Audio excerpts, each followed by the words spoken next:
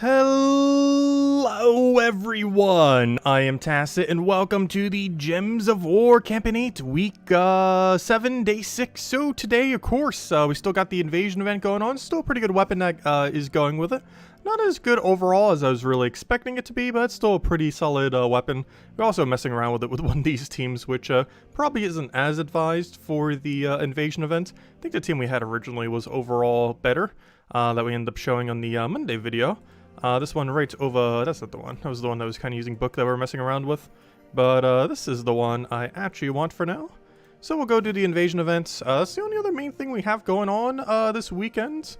We will be, of course, probably getting the patch next week, though we do not know for sure. They are releasing Puzzle Quest 3 next week on Tuesday. I'm not sure exactly what time on Tuesday, but supposedly they're doing that on Tuesday. So, well, of course, we'll be covering that quite a bit when it initially launches, since we have, like, so much progress in that game. So we'll easily be able to go over everything immediately. So probably a lot of guides on that very soon. What do I even need here? We'll take... Oh, I keep forgetting it's Brown the Skull. That still works here, though. Well, you can still make that work. I'll take our mana. Go for... Do we even have a convert here? No, he's kind of past our turn. Because we could kill that out and be good to go. But anyways, hello everyone. Hope all you've been having a wonderful weekend. Hello Isabel. Hello Tyrian. Hello, actually Tyrian already left by now. Hello Isabel. Hello Ricardo. Hello Hung. Hello Gadget. Hello Bill. Hello Gimli. Hello Roman. Hello Genki. Hello Bill. And hello everyone else. Welcome, welcome, welcome. So let's go get this down. Also, the eye doctor appointment went pretty well today. My eyes still feel really weird. I even took a nap because I was starting to get a headache from it, which I already mentioned yesterday would probably happen. And that's exactly what happens. Like, after they do the dilation, because they did end up doing the dilation thing. Like, after that, like, they even give you those shade things, and it says, oh, like, for 4 or 5 hours, they might be, you know, like, a little sensitive to light. And they still kind of are. Not as much, obviously, compared to when I got it done earlier today. However, they still feel, like, off. Obviously not dilate or anything like they were before, but they're not, like, all the way normal. But they were healthy and everything, and I got my glasses prescription thing updated. Also, they had a half-off sale today, which is one of the main reasons why I actually did it for today as well. Which made it substantially cheaper. For anyone who doesn't have insurance, they had the half-off thing today that they seem to run occasionally. And that is extremely convenient, since I do have, insurance now, like some really like base level stuff, but it only covers medical. It doesn't cover glasses or you know, it doesn't cover vision or teeth, which is a thing I found always kind of weird about most like, there's a lot of things wrong with the United States healthcare system. But one of the weirdest ones is that most plans don't actually cover vision or dental, which is always weird because those are definitely part of your health, especially dental. Like, glasses, I could see the argument to say that's not. But, dental is very much a big part of your health. Which is kind of weird that it's not covered underneath most plans. I don't have alignment here. I'll take that over. Let's see. So, no, these are not my new glasses. They won't be done until, like, another week or two. They'll be, texting me when they're ready. But no, these aren't the new glasses. They said it normally takes about 2 weeks, but the one I specifically have, because it's only like one of the, it's not like a double lens or anything like that. It's a pretty standard one. But it should only take about a week or so. So probably sometime early March we should have them. Very early March. They look pretty similar to the ones I have now. They're like a really thick black one. Though not as thick as the ones I currently have, oddly enough. Because the ones I have, I'm not sure if you could tell it from the front, but they are like so thick on the side. Like, it's like an entire inch of just metal. The other ones are a bit thinner, so hopefully I'm not too rough with them. Because I'm so used to these, and you can be like almost as rough with these things as you want. Because they're so absurdly thick on the sides.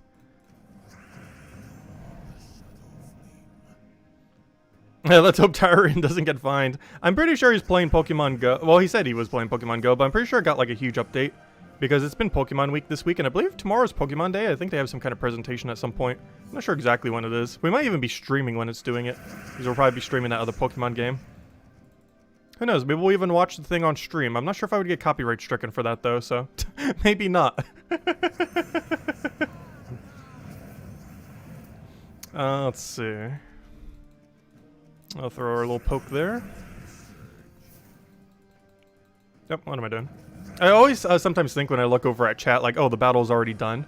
But if you ever see me, like, randomly spam clicking, so you can't really, I guess, see the spam click.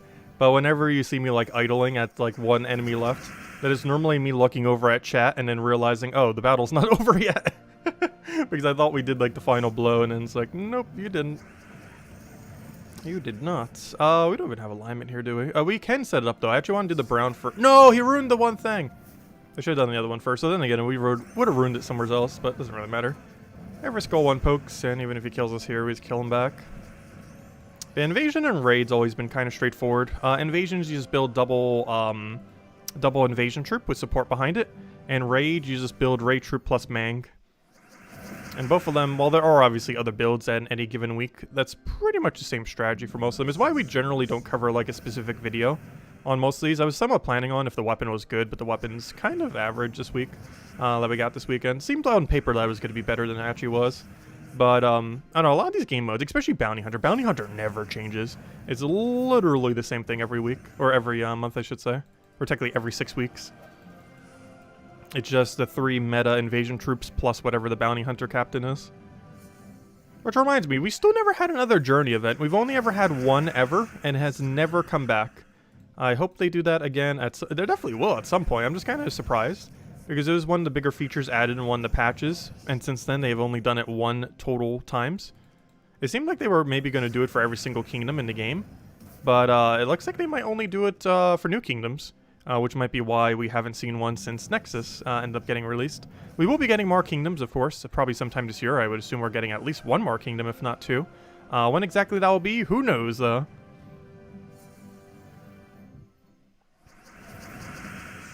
Azella Logic Slayer, welcome, welcome. As well as Daddy Shark, welcome, welcome. What do we even need here? Do we even have an option?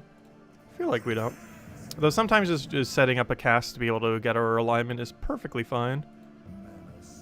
Just kind of waiting until he gives us all the brown alignment. Unfortunately, there's nowhere on the board that we can currently utilize that. Just kind of waiting out the timer of him just giving it to us. We will eventually.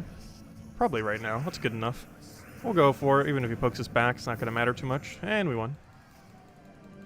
Yesterday, they gave me Calica from the Tier 2 Invasion Shop. I had no idea there is a chance. Oh, yeah, you can get mythics.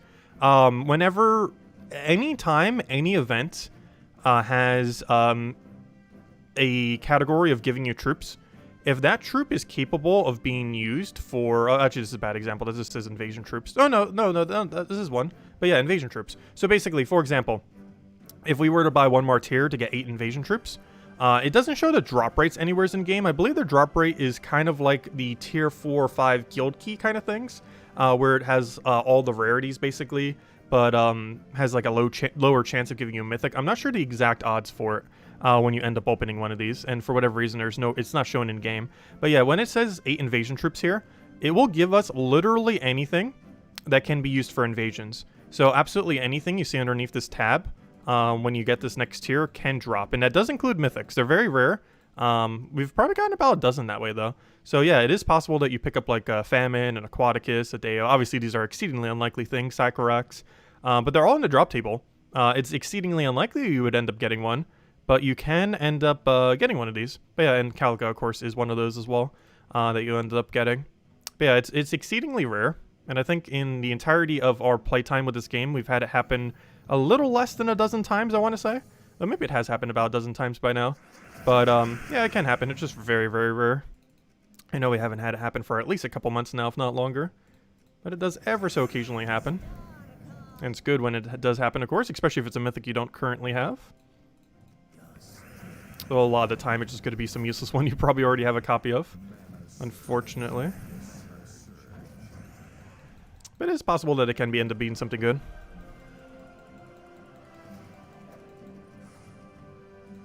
Oh, we're out of battles. I'll go claim all of our loot there then. What do we get for our orbs? Just a green with 2 oranges. Nothing too good there, unfortunately. Anyways. So, with that out of the way, let's go clear out the other dailies. Get a little bit of gems. Though I should probably be taking tribute a little bit more often. I feel like I haven't been taking tribute that much lately. Because simply 10 tributes a day is like, what, 200 gems? And you compare it to like this little daily thing that's giving us 10, or the other one that gives us 20, it's so many gems.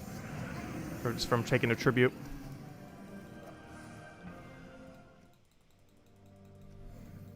Though I do like the way that Gems of War has it set up overall.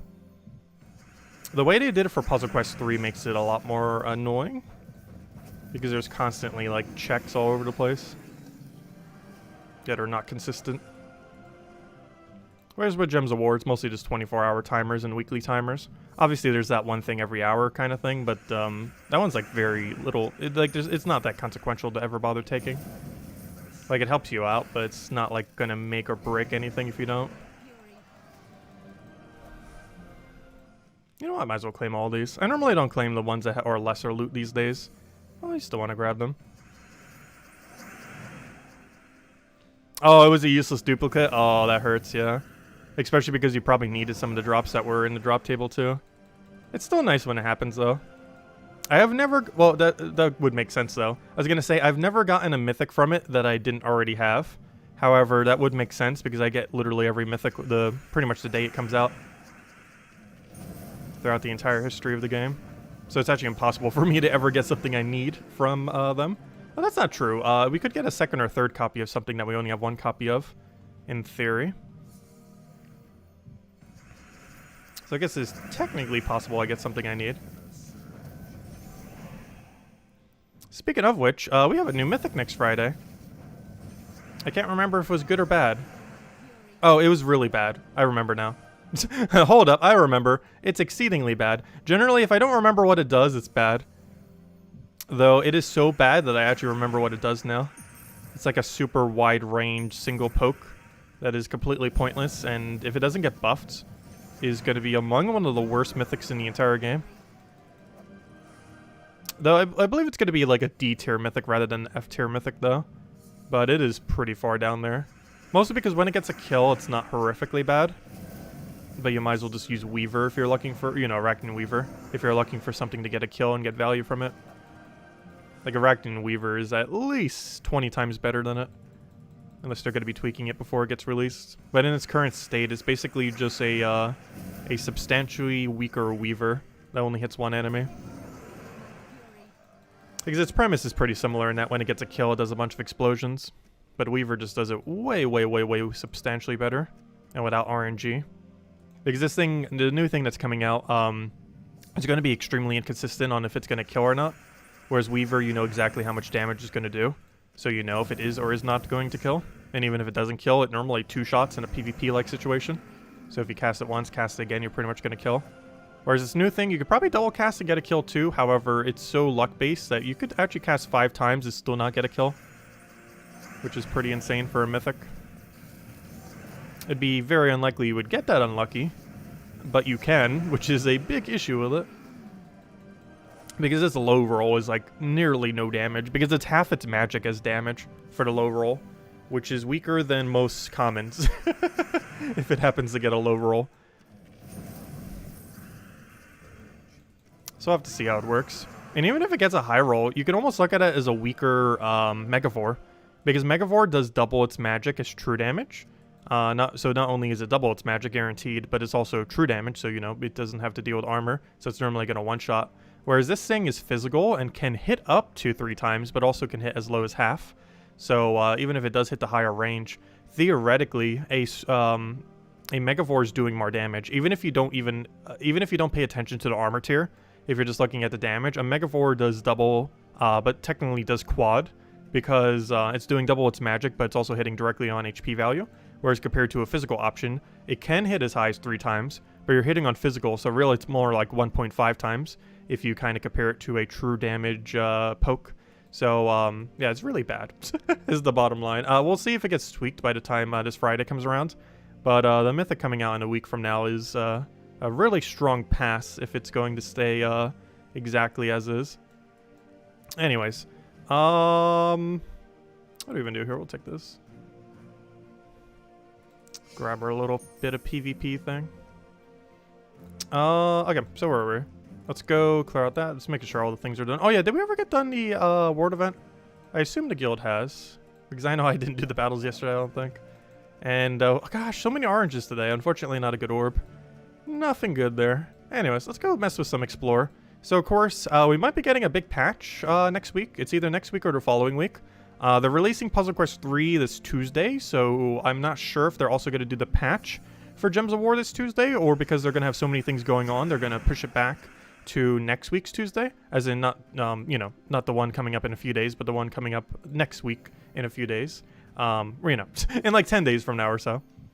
So I assume that's when the patch will be, but there is a slight possibility it will be this Tuesday. Oh, why do I literally ran away from that battle because I was using the wrong team, then I immediately went back into the same battle with the wrong team. I was aware enough to realize it's the wrong team, but not aware enough to change myself to be the correct team. I'm not sure I've ever failed like that yet, but there we go. It does double damage versus stun, only on Skull though. That should be raised to 3 times. It already has a different unique trait, so they wouldn't be able to do that, unfortunately. There is any number of things they could do to make it viable, though. Like, its traits are underwhelming, and its ability is underwhelming, so they could buff either or. Otherwise, it's definitely going to be top 10 worst mythic in the game if it's released exactly as is.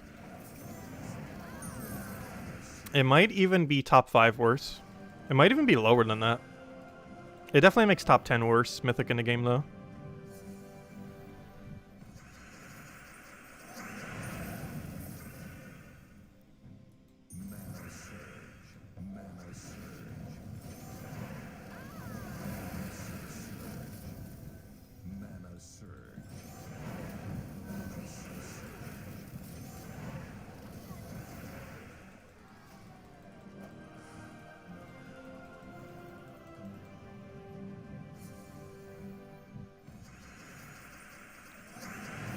But I'm not really sure what the new mythic's really supposed to do.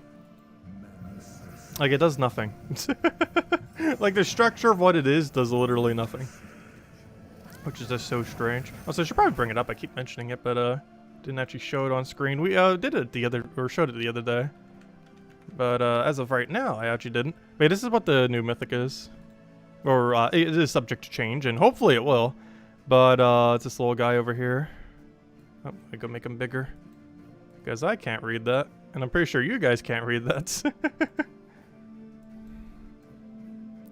Let's see. Okay, so we have Ahriz here, a mythic Kazale construct. Most noteworthy word there being construct.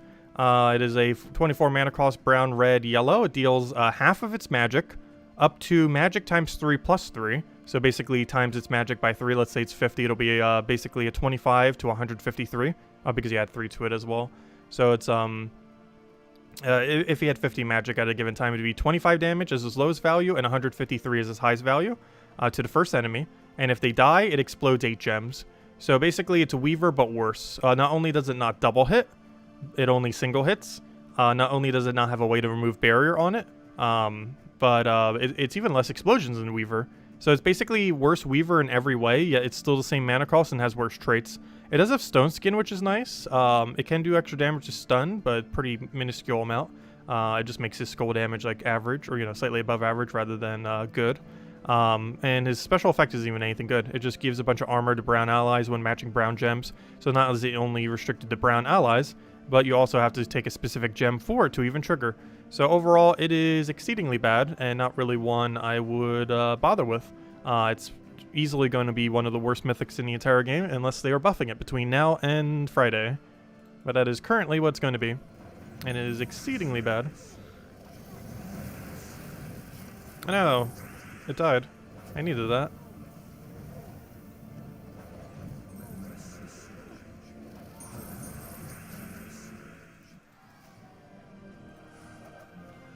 But I'm not sure why they made the mythic so bad. Like, you think with something like Weaver already in the game, they would make like an alternative Weaver. But that is just a weaker Weaver. Like a way weaker Weaver. Like, it's not even close how much weaker it is than Weaver. Arachnian Weaver. Not to mention, Arachnian Weaver is 20 mana cost. Which still kind of baffles me to this day that they haven't actually nerfed it to 24. with how many things on Weaver is already insanely good. Like, all the mythics that are 24 mana costs that are useless compared to some of the ones that have lower mana costs that are insanely good.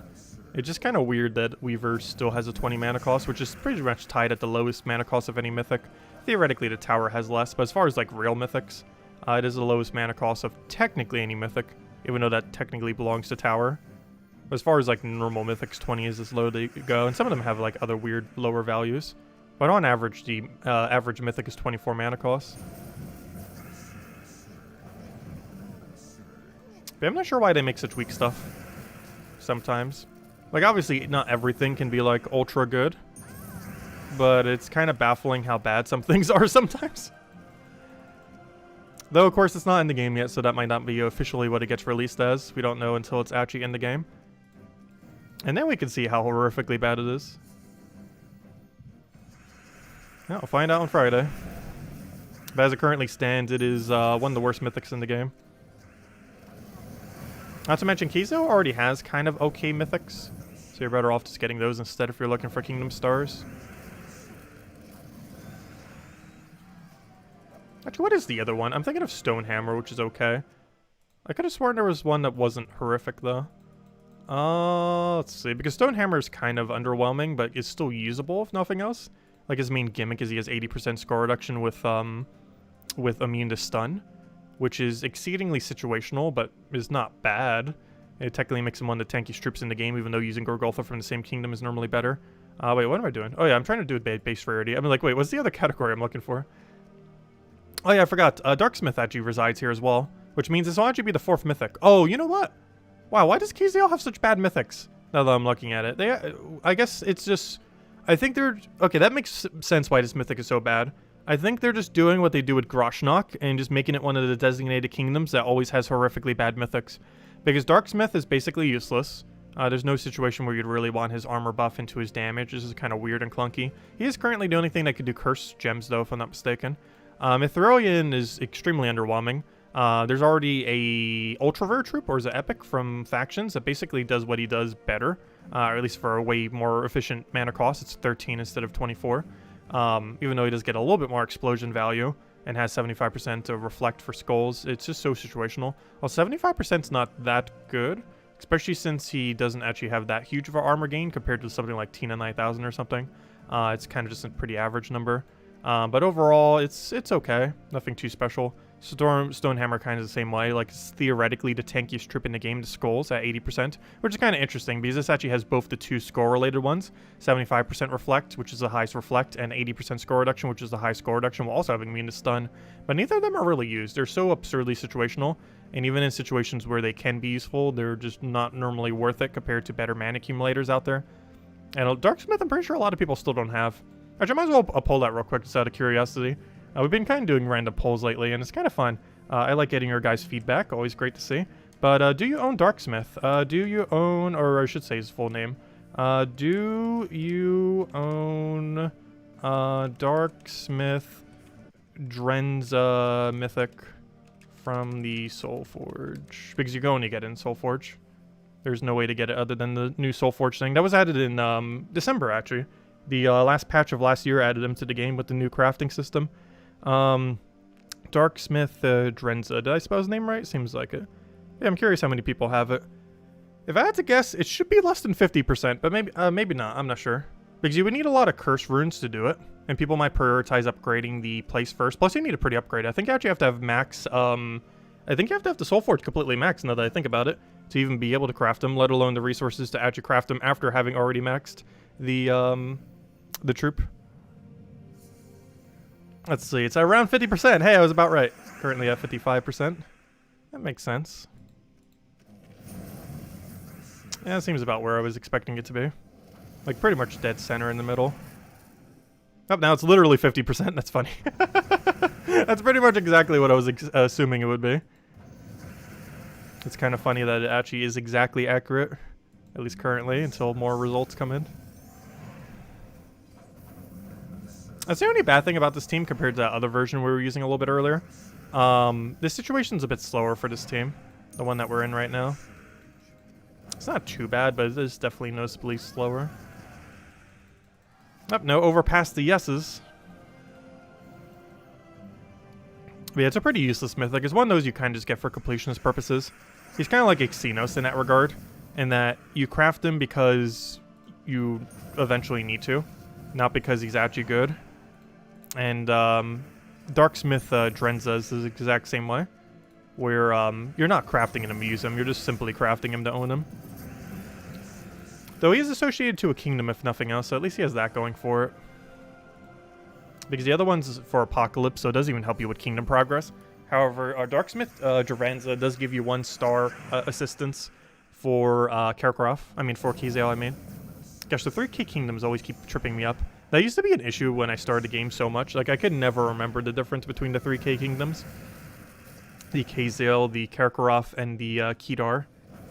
Kaziel is the goblin one, or not the goblin one, whatever they call it, the dwarves. The one that we're mostly talking about right now. But that one. The Kakarot is that one with all the, like, the old gods, as well as Zugoth, oddly enough. And then there was like that one undead place with Kedar, all the way in the top right.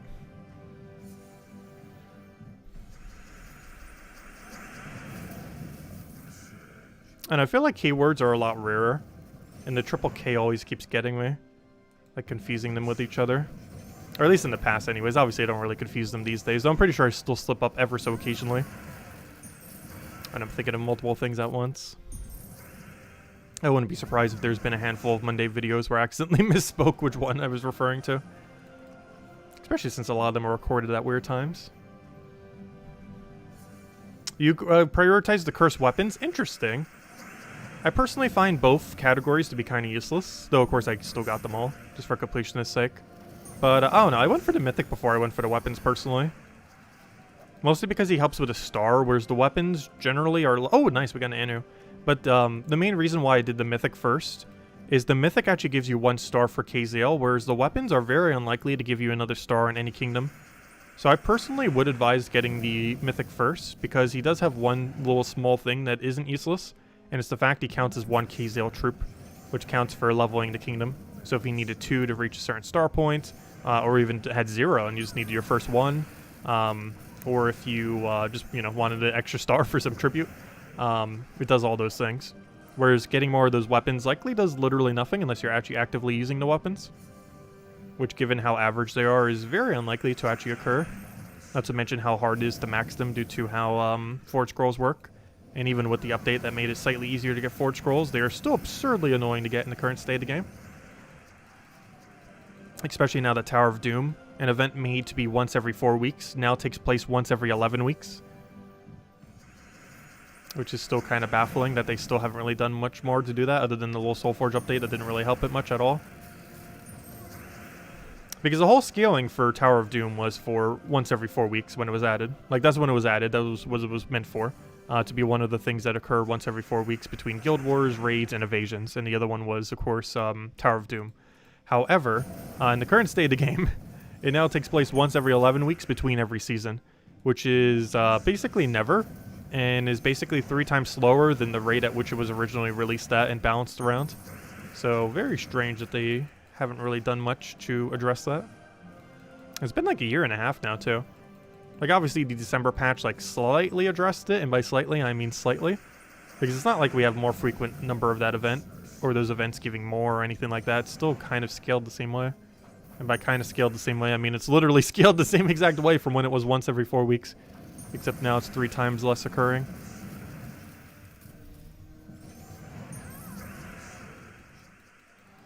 Would the Cursebreaker weapons be useful for Guild Wars? No. I have never once seen anyone, nor myself, using them yet. The only 2 that are particularly good for Guild Wars is defensively using the books and offensively using the Doomskull converting weapons. The ones that convert all 2 Doomskulls and then does damage to all enemies. Those are the only 2 that I have found to be any usefulness in general, as well as specifically in Guild Wars. Most other Doom weapons are pretty much never used in any context. They're the only 2 really good categories. Like, the hammers are somewhat okay. I would say hammers are probably the 3rd best category. And then the 4th break is Cursebreaker weapons, so that's a pretty low bar. And then whatever's still left are the worst. There's like some kind of healing buff one, which is super bad, and some other one that's just very underwhelming. And as well as whatever the staves do. But yeah, Cursebreaker is probably the 4th best tier. And is like the lowest tier kind of viable to upgrade weapon. Because highest priority, I would say, is upgrading the full AoE Doom weapons. The second next priority is doing the books. Because you don't necessarily need them. They're mostly just for Guild War defense. Which they're still really ridiculously good for Guild War defense. But having a super strong Guild War defense team isn't really too relevant. Unless you're in like a super top guild. Then third best would be the hammers. Which I do have the resources to upgrade some of them. I just chose not to yet. In case we get another category that's going to be better than them. And then the next one in 4th place is Cursebreaker weapons. And then everything below that is pretty much never going to get upgraded unless you're like a full-blown completionist who wants absolutely everything done.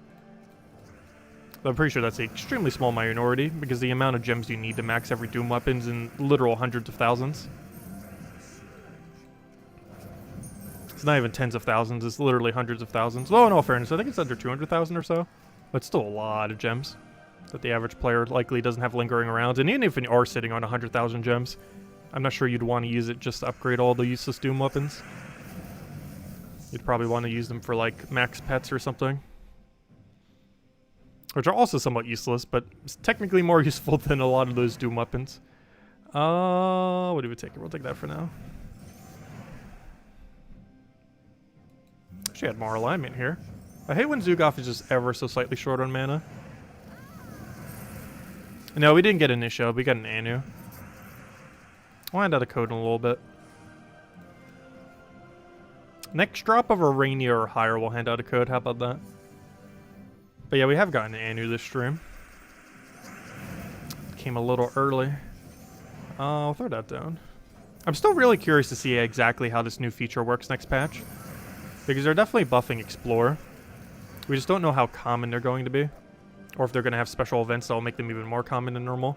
Kind of like how we have Vault Event weekends. Because we might start having next season, or next patch, what would it be called? We might start having Explorer weekends. Where they do a buff to finding the mimics that are coming next patch. In order to be able to increase how many medals you can get. Which would be really interesting to see how that affects the medal economy. Because starting next patch, depending on how exactly every single piece of it is implemented, it might actually be realistic to fully medal every troop in the game. Which is something at this point I don't think anyone has done. Even the people who like hardcore grind it, I'm pretty sure there's still 0 people who have maxed absolutely everything in the game. There's some people who I think have maxed everything but all the mythics. But I don't think there's anyone who's maxed literally absolutely everything in the entire game with medals. Mostly because the amount of time relative to the speed at which resources come into the game makes it kind of not possible. Unless you spent like literally every waking second playing the game, which obviously no one does. Some people might play it a lot, but definitely not literally forever. But next patch will actually make it viable to max everything in the game with medals, most likely. I'm not 100% sure if it will, but there's a good chance it is realistically possible to fully medal everything in the game if you were dedicated enough to doing so. Whereas right now, even if you played like nearly every second of every day, it still is barely possible. But next patch will be substantially making that, it should be making it a bit easier. The exact scope we don't really know the rates for yet though, but we'll find out next patch. Also, I still need to go prep all my explorers. I'll probably be doing that primarily tomorrow and Monday. I don't want to do too much quite yet because we're probably going to have a Monday task that makes us do explore. So I'll probably be having a little bit longer stream on Monday. Most likely. Not just because we have to do all the tasks and everything, but also because I want to prep all my explorers. Like, I think on Sunday, what we're going to do is I'm going to prep every explorer to Explore 3. Then on Monday, we're going to finish doing whatever ones we haven't already done of that. And then go and get our shards to a couple thousand. So that we can immediately go do every single... Well, then again, we probably only need about 1,000 or so. We need to cover like the 30-something gap or the 20-something gap between every single kingdom. So let's assume it is 20... Let's just say 30. Let's just say it's 30. So 30 times 35. What number is that? I could probably do that in my head. My head does not currently wish to function right now. So I shall put it in calculator. 30 times 35... I was gonna say it's probably like a little over 1,000. Yeah, it's 1,050. Okay, so yeah, I was right when I was mentioning 1,000 earlier. Because that was where I was kind of guesstimating it, and yeah, that's exactly where it is. So as long as you have 1,000 shards, you'll be fine then. So you basically want to have 2 things going into next Tuesday, assuming the patch is actually going to happen on next Tuesday. We don't know for sure, because they're releasing Puzzle Quest 3 that day, so they might not be doing a patch for Gems of War, given that Puzzle Quest 3 would probably have priority for them, but who knows, they might do both of them simultaneously. But if we are getting patched next Tuesday, the things that you want to have, ideally, though it's not required, it's not a big deal if you don't, but if you want to like fully prepare for next patch, you'd want to have, I'll mention on the Monday video as well, but you want to have every single kingdom up to 3 out of 4. So basically on Explore 12 specifically. So you want to be on Explore 12 with it specifically saying 3 out of 4 battles.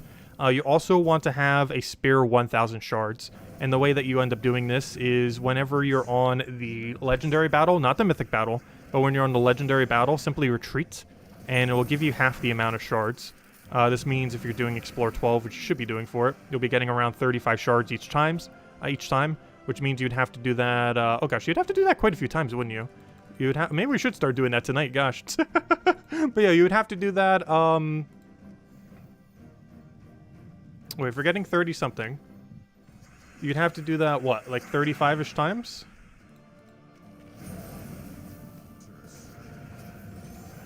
Yeah, it's kind of funny because that would actually be the same number as the other thing. Which I guess that makes sense because you need, because you need to cover the gap, and it actually covers the gap for every kingdom. So yeah, of course it would be 35. That makes sense. But you'd have to do that about 35 times. So that means you basically have to double do every single Explorer in the entire game on 12 twice, in a way. Once, well, technically you could grind all of them in one location, but the 3 out of 4s you'd have to do in every individual location. So basically we'd have to do Golvania 35 times, but then run away on the 3rd battle. Though you don't want to do that until after the Monday objective, because there's probably an Explorer objective, if not multiple, if you do a repick and get repicked into it. So we wouldn't be able to do that till Monday night specifically. But you can prep the 3 out of 4s preemptively, if nothing else. That you can do. Which, you know what? We'll go ahead into the code after we clear through this. I think we're going to start doing that, actually. Because the amount of scope that we need to do, in case it is this Tuesday, I do want to have most of them done. So we'll just start going through every kingdom on Explore 12, getting up to that point. Oh yeah, what's next week's kingdom? Let me double check, because I'll actually make sure not to do this one. Because it's not guaranteed, but there's a decent chance we'll have to do Explore for this location. So next week's kingdom is the kingdom of Pan's Vale. So let's specifically not do Pan's Vale, because there's a good chance next week we will have to do Pan's Vale and like Explore 8 or 9 like 3 times or so. So yeah, we don't want to do that quite yet.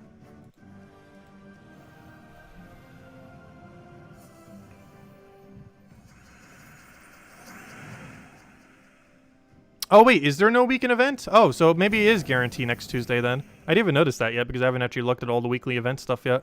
But if there's literally no weekly event next week, then yeah, we're definitely gonna patch this Tuesday. Because it might be the new one coming in next patch.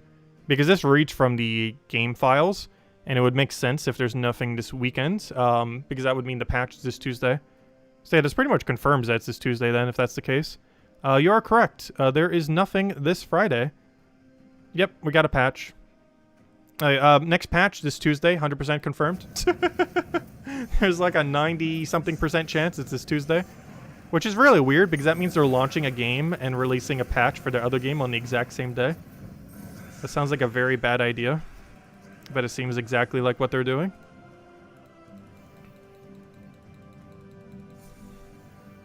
That seems ever so slightly a bad idea.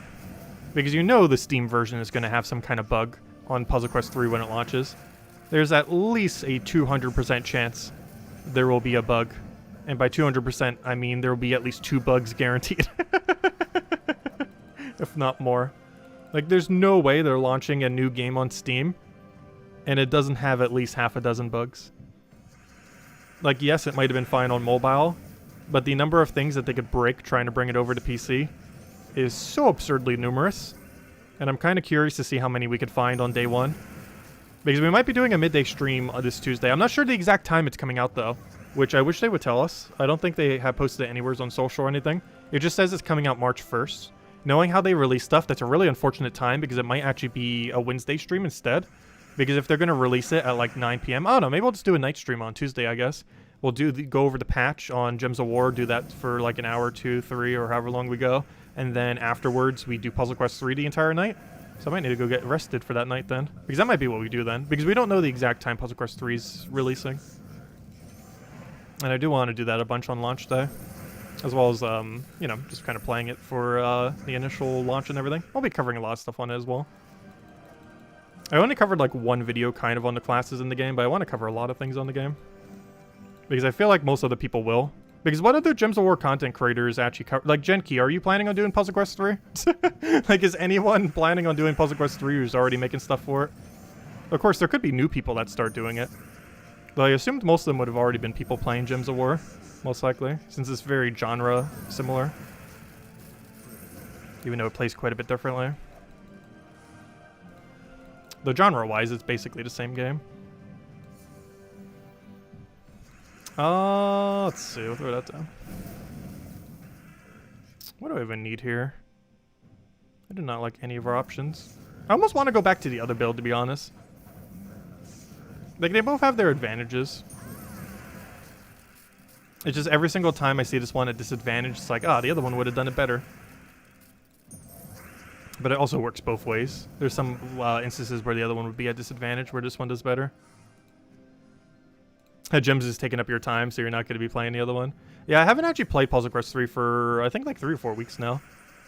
Though, in all fairness, the main reason for that is primarily probably the new Pokemon game, more so than Puzzle Quest 3 itself. But it was also just starting to get a little stale playing it on phone.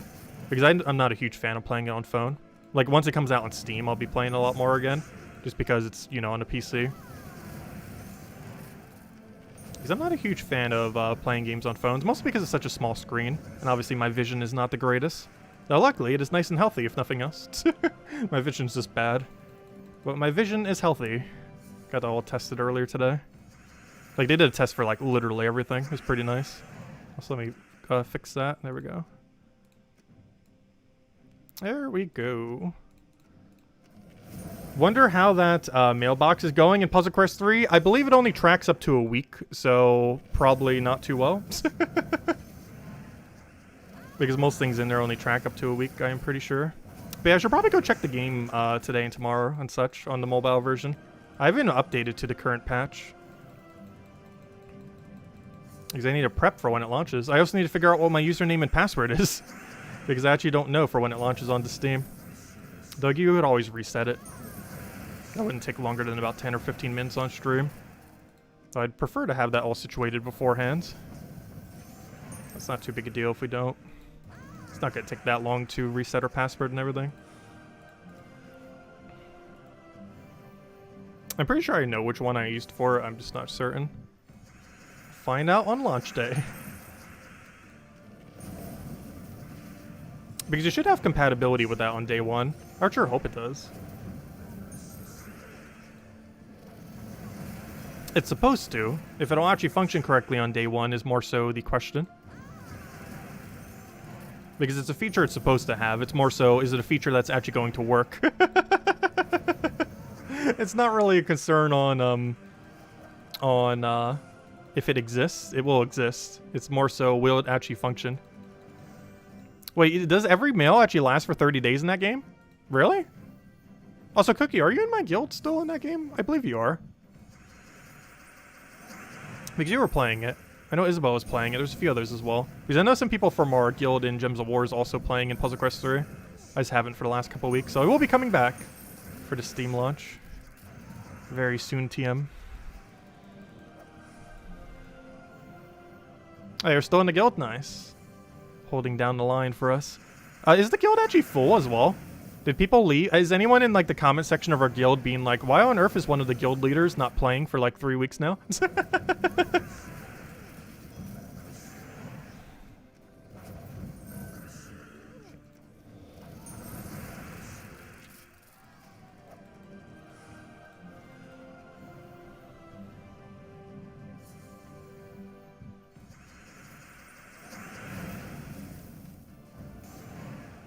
It's only 27 right now?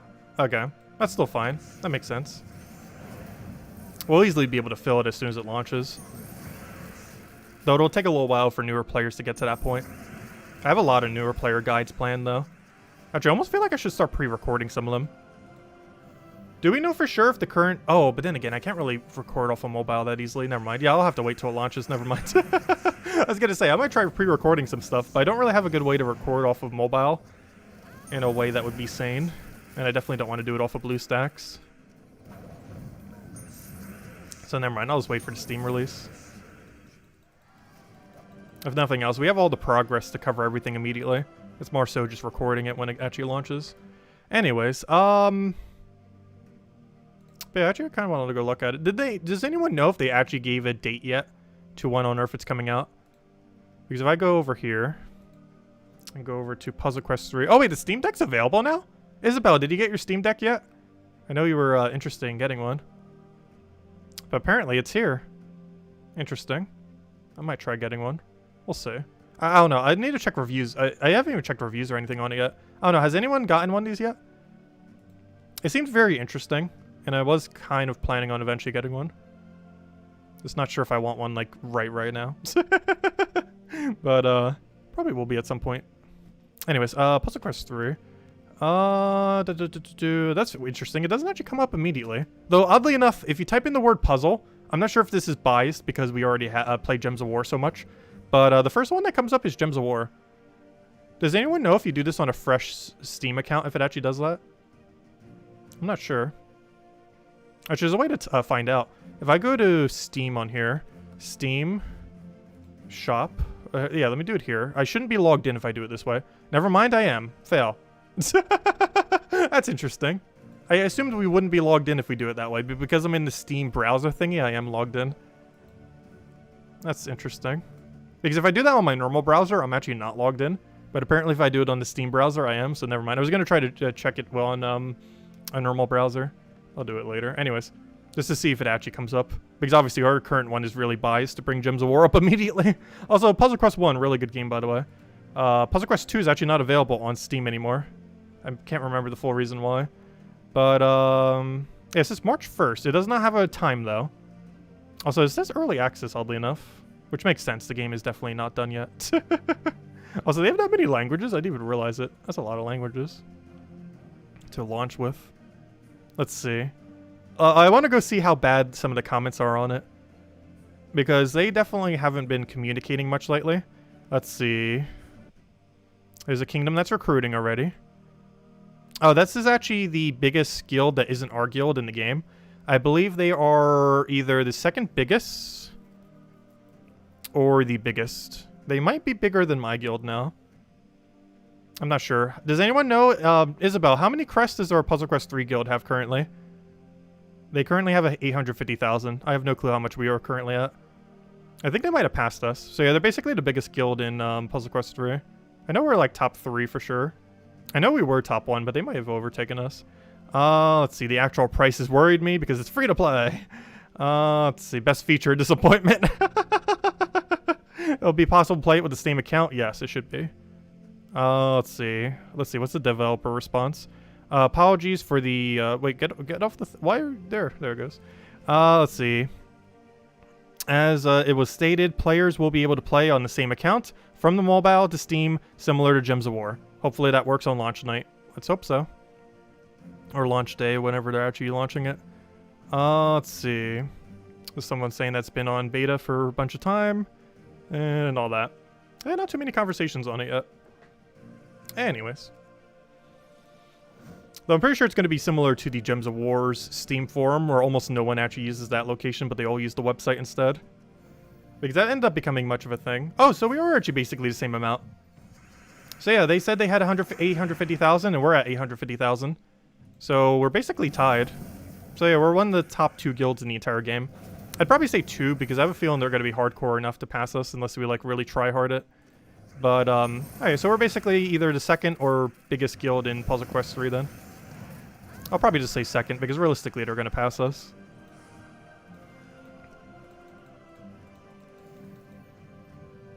I know we were number 1 for the longest time. And based on that number, we technically might still be, at least currently. Let's see. Because I know our Gems of War guild's actually 23rd. which is okay high. It's not like the highest, but I don't know. It makes top 25, so I'm happy with it. Which is, we don't really try hard trophies, which is the main reason why it's not higher. Because if you really wanted to min-max it, you would just do Explore 5 with Phoenicia build over and over and over again across the entire guild. And that's not, like, super fun to do. Like, I definitely don't care for Phoenicia as much in a Explore context, personally. Like, for quite a few other things, like the dailies, I like using her.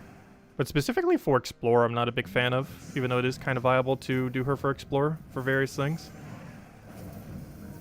But to have the highest trophies in Gems of War, it's basically required your entire guild, whenever they want to do Explore, simply does Explore 5 Phoenicia, or 6, or 7, wherever they can one-shot up to. But any one-shot Phoenicia location. Because you get 2 trophies per battle, but you'll win 3 per minute, so you get 6 trophies per minute, which is 360 trophies per hour. Which, if you have at least 30 people in your guild doing that 3 hours a day, is what, 360 times 30, which is, what, 10,000 trophies per day? Did I do the math right? Somewhere's around there. It's a lot of trophies. Somewhere's around there. That's a very high amount of trophies. But I believe that's like around 10,000 per day trophies. Somewhere's around there. It's a lot. It would need a lot of coordination across your entire guild, but there definitely are guilds that do that. And currently within the game. You'd have to have a really try-hardy guild to do that, though. But there are guilds that will do that. I'm not sure if any guild has that as a requirement. But there are multiple people probably in some of the bigger guilds that do something similar. Where every day they'll play Explore 5, 6, or 7 with Phoenicia for multiple hours, just to inflate the trophy number. Because the people who are fighting for number 1 on leaderboard, they definitely have to be doing that to some degree. If not their entire guild, at least a lot of the people in their guild.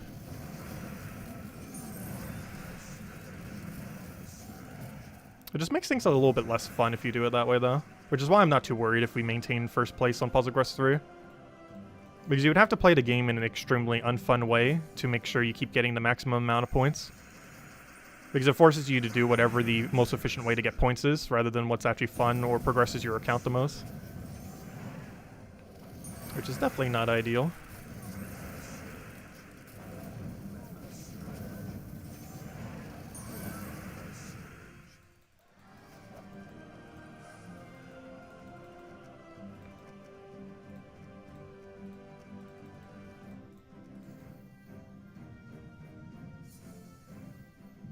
Yeah, Puzzle Quest 2 was not as good as the first one. It's also not available on Steam anymore.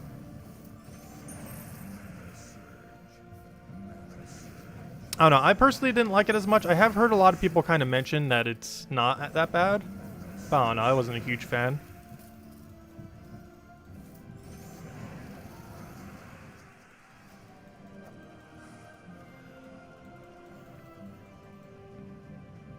I never did finish all the achievements. You know, I do have some free time on Monday. Is it? I need to go double check. Is it actually possible to beat on normal difficulty Puzzle Quest 2 in one stream? I beat it previously on hard, and it wasn't that hard. The biggest issue with me playing Puzzle Quest 2 is it's just so easy. Like, I put it on the hardest possible difficulty and it still felt like a cakewalk. It just moves so slow. Like, Puzzle Quest 1's balance was a lot more challenging. And while it was still a bit of a slower gameplay compared to modern games, it was still challenging. Whereas Puzzle Quest 2 was both slow and pretty easy, which is a very weird combination. Puzzle Quest 1 was slow but challenging, and actually had more interesting lore and world building. Many of which is actually used within Gems of War itself. Like, if you read all the lore tidbits, like, at least 33% of it is directly in Gems of War.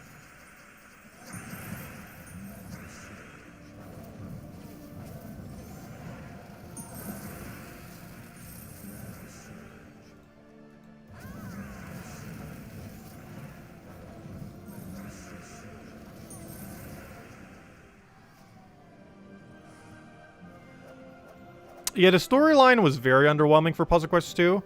The gameplay, I don't know, it was just so slow.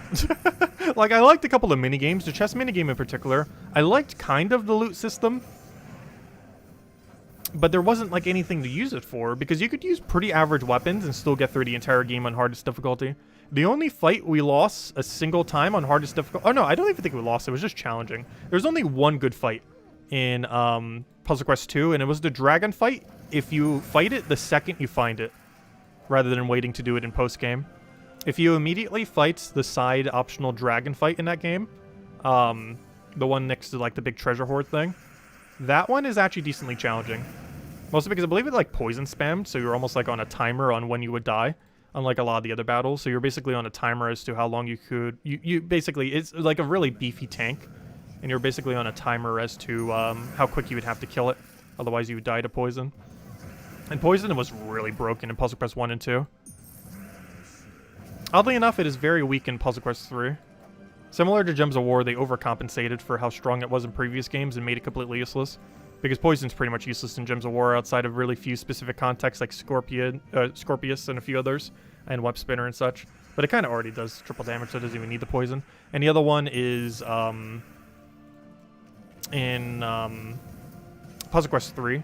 They nerfed it down to just a little bit of extra damage rather than damage over time, which made it substantially weaker. It's basically like Fairy Fire in Gems of War. It's kind of like Fairy Fire plus Hunter's Mark, but weaker, but it does both.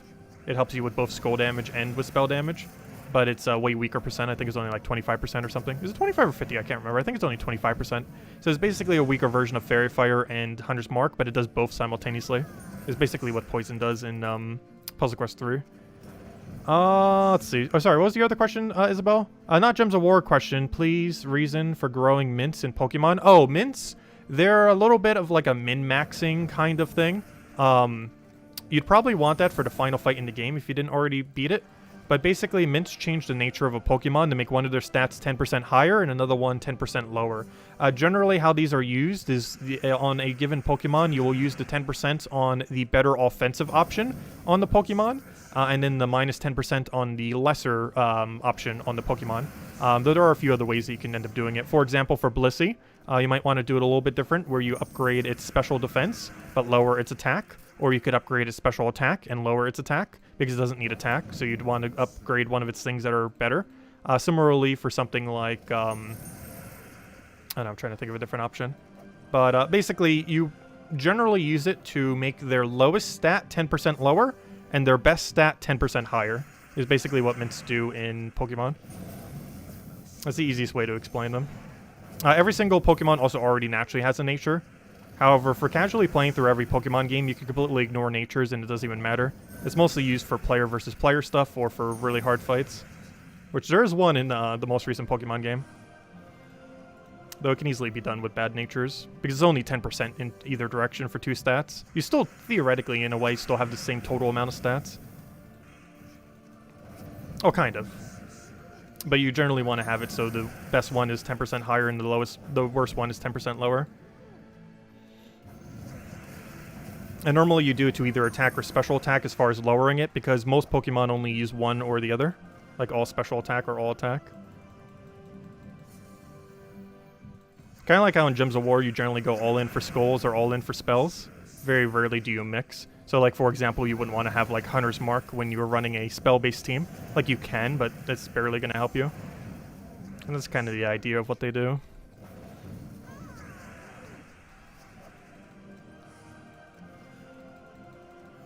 Actually, a better example would be like Fairy Fire when you're running a Skull Spam team. Because that does like literally nothing in Gems of War.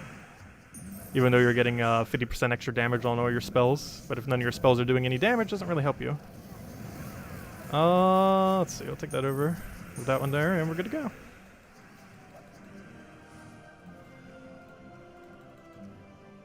Oh yeah, I never handed out the code. Let me go do that. I was going to do it after that one chest and then completely forgot. And I got sidetracked with something else, and then I'm still going. Did I play Marvel Puzzle Quest? I played it once on stream. I absolutely hated it.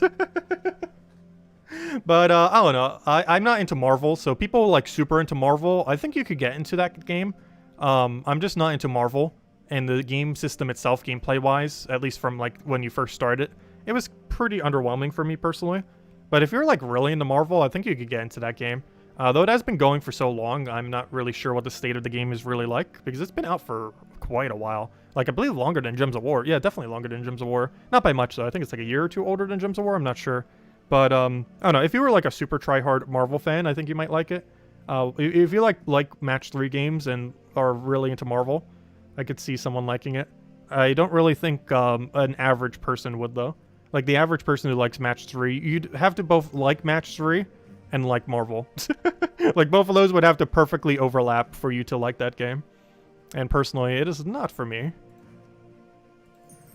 But if you are into Marvel, I would try it. I would give it a try. I tried it once and personally did not like it, though. But that's also because I have, like, no attachment to anything Marvel-related. So that didn't really, like, hold me at all.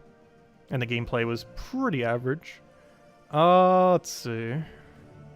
I'm looking for my code and cannot find it. There it is. 1 second. Grab that, click save. Grab this over to the code section. If I can even find where it goes. There we go. Put that in there. Put that in there. And here you guys go. Here is the redeem code. Oh, if I can get it there. 1 second, sorry. Why won't it let me click? There it goes. There's the redeem code. So it did come out about a year earlier. Interesting. So it was only a year older than Gems of War, oddly enough. But there you guys go. There's the redeem code. Use on gemsofwar.com underneath the game code section. Your invite code can be found in your settings menu. Whatever your game says right over here is what you put in for your invite code. Redeem code is right over there in chat. It's a copy paste of random numbers and letters, starting with UK. And it gives the same word as always. 2 treasure maps, 1 gem key, 200 souls, and 2,500 gold. Also, that's funny. It says UK. Like the actual country. And there you guys go. Okay, so, next order of business. I'll start getting a couple of them to explore 3. I'm actually going to bring up the timer real quick. I want to test. How long is it going to take us to get, like, let's say 3? Just so I have a approximate number for tomorrow night. Because I believe our goal of tomorrow night is to get every single kingdom to explore 3, 4. Or, you know, explore 12 on 3 out of 4. I just want to go bring up a timer to see how long it's going to take us to do a few. And kind of gauge it for tomorrow.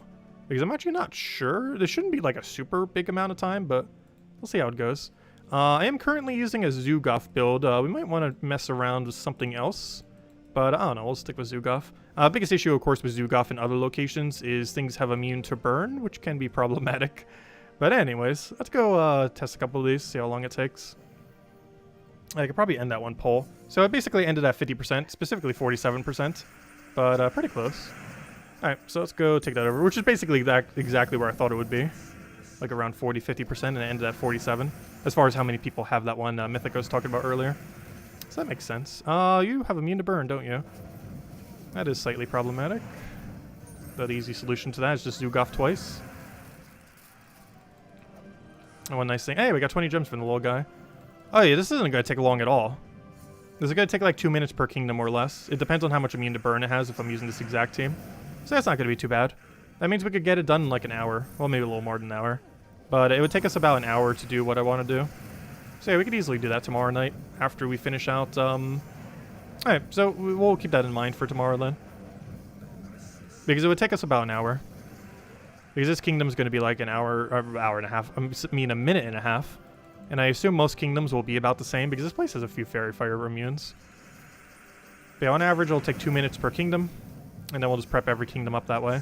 That way we'll be prepared for next patch, assuming it drops this Tuesday. And there's a really high chance it drops this Tuesday. It's not guaranteed, but the chance of it happening is so absurdly high. Hello, Barbara! Welcome, welcome. But yeah, it took us 1 minute, 30 seconds to get this kingdom to where I wanted to do. But let's go chain a couple of them together to kind of see how long it takes in accumulation. So we're going to keep the timer rolling. I'm going to do 3 of them to see how long that takes. And then we'd have to do that about 11 more times. Well, technically like 10 more times, but you could say 11. I don't know. It really depends. Because we'd have 32 more kingdoms to do after that. But one of them we'd deliberately be not getting there, which would be Golvania. As well as, actually, it would be 10 more times, because there's 2 we deliberately wouldn't do quite yet. One of them would be the Pan's Veil, because that's next week's event week, kingdom. Because we'll most likely be doing that for the objective, whatever the weekly objective is. And the other one would end up being for Golvania, because that's the one we're going to be farming the shards on Monday night. Because we can't do it prior, because we'd have to probably have one of the explorers. But then again, I don't know, I guess you could still do it prior. Now that I think about it, it would only use up one of your little shards. Well, then again, you'd have to do it a couple times. So yeah, we'd want to make sure we finish whatever the Monday objective is before we do that. So the earliest we could do that is Monday night. Oh, technically you could do it as early as Monday day. But, you know, that's normally when we do tasks is Monday night, and you'd want to make sure you have the task done first. Alright, we're at 2 out of 3 here. No, that was the second battle, so now we need the third.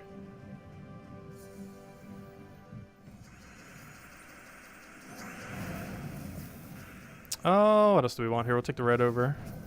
Grab the other red over there, get a Zoogoff down. Should probably be trying to aim for the things that have immune to burn. I keep forgetting to. It's not normally a factor you have to worry about as much as in Golvania, but it's definitely a factor in other locations. Alright, so to take 2 kingdoms, it took us a little over 3 minutes, which makes sense. So it'll probably take us like, what, 5 minutes to get 3 of them there. So let's go do Suncrest. Make sure it's Explore 12. Oh, I gotta actually retreat from this one. Oh no. That's not good. Let's see, retreat. Bring it to Explore 12. Oh yeah, did I actually do the other one, Explore 12? I'm pretty sure I did. Their stats seemed high enough. But yeah, it looks like it's going to take us 5 minutes total, which makes sense. So that means 5 minutes per 3. And we'd have to do that 10 times, which means, yeah, it would take us about an hour. Which is exactly what we already guesstimated. So it'll take us about 1 hour to get every kingdom to 3 out of 4. Which isn't that bad. I was actually expecting it to take a little bit longer than that. I'm not sure why. But it would only take an hour, which isn't that bad at all. So we'll definitely do that tomorrow night then. Basically get every kingdom to 3 out of 4. Well, the only 2 exceptions possibly being Golvania and Pan's Veil. Because they're both going to be needed for the weekly objective, potentially. Well, Golvania, because we're going to be getting the shards off it. But Pan's Veil is probably going to be needed for the weekly objective. Like, I'll probably want us to explore 3 times in Golvania, I mean in Pan's Veil, explore 8, 9 or something. Probably explore 8. We don't know for sure if that's going to be one of the objectives. We won't know till, you know, it actually happens. It's not something we actually know in advance. That is not something we know in advance. Also, hello, Draco. Hello, Clipbomb. Welcome, welcome. Actually, Clipbomb, you're already here. I see the word hi, and it's like, oh, someone just got here. Like, whenever anyone says the word hi, regardless of the context, I think, oh, they're here now. But sometimes people are saying hi to other people. But it always throws me off, because whenever I just see the word hi in chat, I assume, oh, they just got here. But in actuality... Oh, no! I didn't mean to go that far! No! Oh, no, I need to go redo this now. Fail. Oh, no, can I leave it like this? You know, I'm going to leave this one like this. This will be a little bit of a test to see if it actually rerolls into the new Mimic. If I had to guess, the answer to this is no.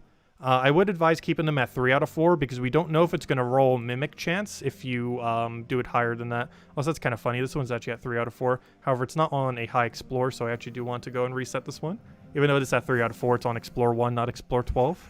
And it does matter if it's on Explore 12 because it will give you a lot more tokens that way. And the Mimic would end up giving you more of those tokens. I will start the timer, I guess, just to kind of see how long it takes. So we kind of already know. It's going to be under 2 minutes, probably taking around 1.5 minutes. That's pretty much like average Zoogoff speed. As long as we make sure to hit the things that have immune to burn like we just did, we should be okay. And they just die. You just got to make sure to actually remember to hit the ones that have immune to burn. But yeah, I would advise keeping them at 3 out of 4. It might work if you bring them all the way further, 1 battle further. However, it might also not work, and we don't currently know. So I would just suggest keeping them at 3 out of 4, because if you have them all the way to the boss, it might not roll a Mimic chance going into next patch. So I would advise just having them at 3 out of 4 to give you that chance. Otherwise, it might not roll a Mimic for them, which would almost defeat the whole purpose of even getting them to this point to begin with, when those new Mimics come into the game, most likely this Tuesday. Like, the chance we get a patch this Tuesday is like 90-something% at this point. Like, it is super high chance. I'd be exceedingly surprised if it's not at this point. Very likely. This battle went a little slower, but not too bad. I forgot, you have immune to, or you don't have immune, it's just we don't have a hero. I should have killed it the other way around. I was like thinking, oh, you might have immune to burn, but it's like, never mind. I could have just done the other way around because we don't do extra damage to burning right now with how our team is. Fail. But it looks like it's taking about 1.5 minutes per kingdom on average. That seems about the case. That's not too bad then. It's not too bad at all. We already did 4 of them prepped up. So yeah, we'll probably finish that out tomorrow then. That'll be the main goal of tomorrow's stream, I am pretty sure, is get like nearly every kingdom to 3 out of 4. which based on our math should be about an hour or less. Obviously, we'll be going over all the weekly spoilers and stuff. But as far as the main content we'll be doing tomorrow, we'll probably just be prepping for next patch that is likely this Tuesday by getting every kingdom to 3 out of 4. And that's pretty much my game plan for tomorrow then. So we'll be doing that tomorrow night. Same time as always, 1 hour prior to now, tomorrow at 8 p.m. Eastern Standard Time. We'll go get every kingdom to 3 out of 4 and prep for most likely next patch next week. Other than that, we'll be doing a stream midday tomorrow, going over or doing a bunch of shiny hunting in the new Pokemon game. I'll be messing around with that. I believe the Pokemon presentation is also sometime tomorrow. I'm not sure if I could stream it without getting copyright stricken, but I might watch it in the background of the stream, so if you want my reaction to that, we might end up doing that as well. Obviously, we're not really much of a Pokemon streamer, but I don't know. I'm still kind of interested to see, because they might be announcing Gen 9 as well. Which, I don't know, if they do it as good as the most recent game they did, I could see myself getting back into Pokemon. It's something series-wise, I haven't really done much lately, even though it was a big part of my childhood. But the most recent game was pretty solid, and they're going to be going over what the next big game, or games are probably tomorrow. So I believe that's happening sometime on stream while we're doing the other stream, so that's kind of convenient. Aside from that, of course, we'll be doing the standard Gems of War stuff. We'll be covering Puzzle Quest 3 quite a bit when it launches, as well as streaming it quite a bit. That's the new game that the developers of Gems of War are working on. It's launching this Tuesday. What time? I have no clue. Hopefully it'll tell us. So we're either going to do a midday stream if it's coming out during the day, or maybe a nighttime stream on Tuesday, because realistically, if it's anything like Gems of War, our game plan for Tuesday will likely be do the patch on Tuesday night. Then we'll do that for like 2-3 hours, however long, and then hopefully by then Puzzle Quest 3 should be launched. Then we'll do Puzzle Quest 3 at midnight or so, and then we just do Puzzle Quest 3 all night, or maybe on the following day if I'm so tired after doing Gems of War, we'll see. But that's pretty much the game plan. Anyways, guys, I hope you all enjoy the rest of your weekend. Have a wonderful time out there. Stay safe, and I will catch you guys soon. Goodbye, everyone. Thank you so much for watching, as always. Greatly appreciated. Goodbye, everyone.